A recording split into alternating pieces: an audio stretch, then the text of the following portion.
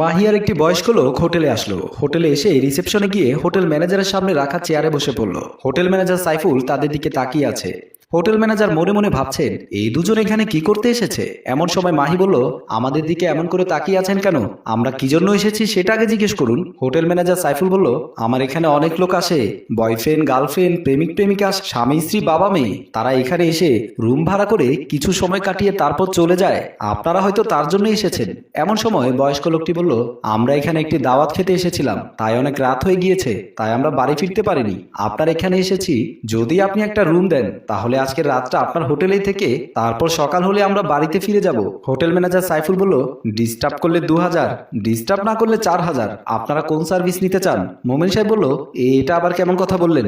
Hotel manager Saiful বলল, যদি আপনাদের খাবারের জন্য নক করে তাহলে দিতে হবে 2000 টাকা, আর যদি আপনারা আমাদের কোনো সার্ভিস না নিয়ে থাকেন তাহলে দিতে হবে 4000 টাকা। মোমিন সাহেব ভালো করে বুঝতে পারলো হোটেল ম্যানেজার কি বোঝাতে চেয়েছে। মোমিন সাহেব বলল, 4000 টাকা সার্ভিসটি আমরা নেব। তারপর হোটেল ম্যানেজার সাইফুল বলল, তাহলে টাকাটা দিন, আমি রুমের চাবি বের করে দিচ্ছি। তারপর মোমিন সাহেব পকেট থেকে টাকা বের করে হোটেল ম্যানেজারকে দিল। হোটেল ম্যানেজার ঘরের চাবি দিয়ে বলল, যান, আপনারা গিয়ে বিশ্রাম করুন। তারপর মোমিন সাহেব ও মাহি চাবি নিয়ে চলে আসলো। হোটেল ম্যানেজার বলল, দিন দিন কত কিছুই না আমরা দেখতে পাচ্ছি। হোটেলে চাকরি করি বলে এত কিছু দেখার আমার সৌভাগ্য হলো। এদিকে ড্রয়িং রুমে বসে আছে দোলা বেগম, পাশে বসে আছে দোলা বেগমের বড় মেয়ে প্রিয়া। দোলা বেগম হচ্ছে মাহির মা। মাহি বাইরে গিয়েছে, তার জন্য দোলা বেগম বসে বসে চিন্তা করছে। প্রিয়া বলল, মা তুমি ভেবো না, মাহি তো আর কোনো ছোট মানুষ নয়, যেখানেই থাকবে ভালো থাকবে। দোলা বেগম বলল, এত রাত হয়ে গেছে তবুও আমাকে একটা ফোন করলো না। প্রিয়া বলল, মা আমি একটা ফোন করে দেখবো? দোলা বেগম বলল, আমি ফোন করেছিলাম, আমি মাহির ফোনটা বন্ধ পেয়েছি। প্রিয়া বলল, মা মাহি তো কখনো ফোন বন্ধ রাখে না, আমার মনে হয় মোবাইলে চার্জ নেই, তার কারণে হয়তো মোবাইল বন্ধ করে রেখেছে। দোলা বেগম বলল, তুই গিয়ে ঘুমিয়ে পড়, আমার এখন ঘুম আসছে না, আমি কিছু সময় পর ঘুমিয়ে পড়বো। প্রিয়া বলল, আমি জানি মা, আজ রাতে আর তুমি ঘুমাবে না, তোমার চোখে ঘুম চলে গেছে। দোলা বেগম বলল, তুই যেদিন মা হবি সেদিনই বুঝতে পারবি মেয়ে বাইরে থাকলে মায়ের কেমন অবস্থা হয়। প্রিয়া বলল, তাহলে আমি গিয়ে ঘুমিয়ে পড়ছি, তোমার ঘুম আসলে তুমি ঘুমিয়ে পড়ো। এই বলে প্রিয়া ড্রয়িং রুম থেকে বেরিয়ে আসলো, আর দোলা বেগম সেখানে বসে রইল। অপরদিকে দেখা গেল মাহি বিছানার উপর শুয়ে আছে। মাহির বাবা মোমিন সাহেব বিছানার পাশে বসে পেপার পড়ছিল। হঠাৎ করে মোমিন সাহেবের চোখ গেল মাহির দিকে। মাহির পরনে ছিল ছোট ছোট কাপড়। ছোট কাপড় পরাতে মাহিকে অনেকটাই সুন্দর লাগছে। মোমিন সাহেবের মাহির প্রতি লোভ জেগে উঠল। মোমিন সাহেব মনে মনে ভাবছে, আমি যদি মাহিকে একটু স্পর্শ করতে পারতাম। এসব ভাবতে ভাবতে মোমিন সাহেব নিজেকে আর ধরে রাখতে পারছে না। মোমিন সাহেব মনের ভেতরে বাজে কিছু চলে আসলো, যেমন কথা তেমন কাজ। নিলয় তখন দরজার আড়ালে দাঁড়িয়ে এইসব কথা শুনতে পারলো। নিলয় তখন পকেট থেকে মোবাইল বের করে সবকিছু ভিডিও করতে লাগলো। নিলয় সবকিছু ভিডিও করে পর্দার আড়াল থেকে চলে গেল। মাহি শোয়া থেকে বিছানার উপর বসে কান্না করতে লাগলো, আর মোমিন সাহেব লজ্জায় মাথা নিচু করে রইল। বাবা হয়ে মেয়ের সাথে অমানবিক কাজ করলো। মোমিন সাহেবের পাশে বসে মাহি অঝরে কান্না করতে লাগলো। মাহির কান্না দেখে মোমিন সাহেব যেন তার মুখের ভাষা হারিয়ে ফেলেছে। পরের দিন সকাল হলে মাহি আর মোমিন সাহেব বাড়ি ফিরে আসলো। মাহি বাড়ি ফিরে এসে দেখতে পেল তার মা দোলা বেগম ড্রয়িং রুমে বসে আছে। দোলা বেগম মাহিকে দেখে অনেকটা খুশি হয়ে গিয়েছিল, কিন্তু মাহির মনে কোনো হাসি ছিল না। মাহিকে দেখে এমন মনে হচ্ছে মাহির মনে যেন অনেক দুঃখ জমে আছে। মাহির মা দোলা বেগম মাহিকে জিজ্ঞেস করলো, কি হয়েছে, এমন মনমরা দেখাচ্ছে কেন? মাহি কোনো কথা না বলে ড্রয়িং রুম থেকে বেরিয়ে গিয়েছিল। এমন সময় আসলো মোমিন সাহেব। দোলা বেগম মোমিন সাহেবকে জিজ্ঞেস করলো, মাহির কি হয়েছে? মাহি মন খারাপ করে বাড়িতে আসলো কেন? মোমিন সাহেব ভালো করে জানে মাহির সাথে কি হয়েছে, কিন্তু মোমিন সাহেব কি করে বলতো মাহির সাথে কি হয়েছে? মোমিন সাহেব কিছু সময় চুপ করে রইল। এমন সময় দোলা বেগম বলল, কি হয়েছে, কথা বলছো না কেন? তারপর মোমিন সাহেব বলল, আমরা গাড়ি দিয়ে জার্নি করে এসেছি তো, তার জন্য হয়তো মাহির মন খারাপ, হয়তো মাহির শরীর ভালো লাগছে না। দোলা বেগম বলল, এই জন্যই আমি তোমাকে বলেছিলাম মাহিকে তোমার সাথে করে নিয়ে যেও না, মেয়েটা গাড়িতে চড়তে পারে না। তুমি আমার কথা না শুনে মেয়েটিকে সাথে করে নিয়ে গেলে। মোমিন সাহেব বলল, তুমি ভেবো না, কিছু সময় পর ঠিক হয়ে যাবে। তুমি মাহিকে কিছু ভালো খাবার রান্না করে দাও, তাহলে দেখবে মাহির মন খুশি হয়ে গেছে। দোলা বেগম বলল, ঠিক আছে, তাহলে তুমি ফ্রেশ হয়ে আসো, আমি খাবারের ব্যবস্থা করছি। তারপর মোমিন সাহেব ঘর থেকে বেরিয়ে গেল। তারপর দোলা বেগমকে চিন্তিত দেখা যাচ্ছিল।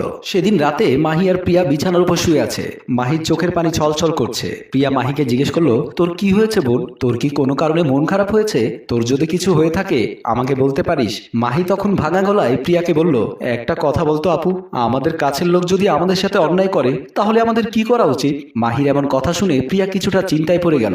হঠাৎ করে এমন কথা কেন বলছে? মাহিকে জিজ্ঞেস করলো, কি হয়েছে তোর? তোকে কি কেউ কোনো কথা শুনিয়েছে? মাহি আবারও বলল, রক্ষক যদি ভক্ষক হয় তাহলে কি করা উচিত? প্রিয়া মাহির এমন এলোমেলো কথা বুঝতে পারছিল না। মাহি কেন হঠাৎ করে এমন কথা বলছে? প্রিয়া বলল, কি হয়েছে আমাকে খুলে বল। মাহি কিছুই বুঝতে পারছে না মাহির এখন কি করা উচিত। মাহি তার বোনকে কিছুই বলেনি। মাহি বলল, আমার অনেক ঘুম পেয়েছে, আমি ঘুমিয়ে পড়বো। এ কথা বলে মাহি শুয়ে পড়ল। প্রিয়া বসে বসে ভাবছে, কেন এমন কথা বলছে মাহি? কি হয়েছে? বাবার সাথে ঘুরতে যাওয়ার পর মাহি ফিরে এসে এমন আচরণ করছে। এদিকে দেখা যাচ্ছে মাহি চোখ দিয়ে পানি পড়ছে, না পারছে কাউকে বলতে, না পারছে মাহি সইতে। এর কিছুদিন পর দোলা বেগম ও মুমিন সাহেব ড্রয়িং রুমে বসে আছেন। দোলা বেগম বলল, আমি ভাবছি মাহিকে বিয়ে দিয়ে দেব। মুমিন সাহেব বলল, বড় মেয়ে রেখে ছোট মেয়েকে বিয়ে দিলে মানুষজন কি বলবে? দোলা বেগম বলল, মানুষ দিয়ে আমরা কি করব? আমার মনে হচ্ছে আমার মেয়ের কিছু একটা হয়েছে।